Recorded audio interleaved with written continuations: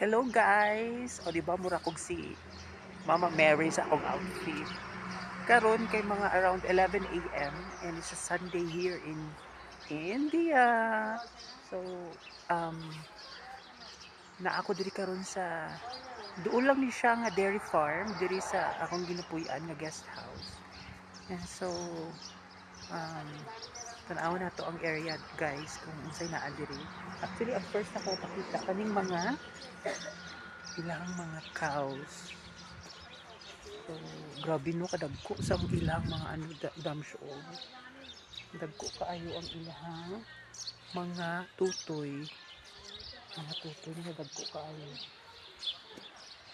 Kay siguro mga dairy guni sila no. Mga dairy cows dagko kaayo sila. Pero nakakita nga ina klase nga baka. So, diri sa India, mag-ano pud sila oy, mga on sila o mag-inom pud sila o gatas. Pero kanang di ang uban sa ila dili mga on o baka but mo ang isa sa mga major nga ilahang inon is ilang part sa ilang diet isang curd which is a fermented milk or a fermented milk derivative dili ko sure but so ilan na mga staple dili ang curd guys sa tanawara good guys naa sila ang ilang pagkaon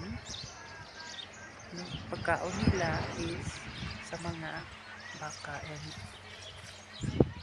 nagbaraha sila guys sa mga workers nagbaraha sila na then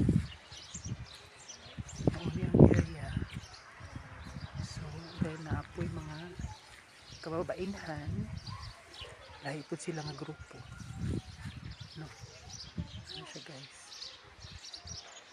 so that's all for now no? Okay, mag walking sa ako bye bye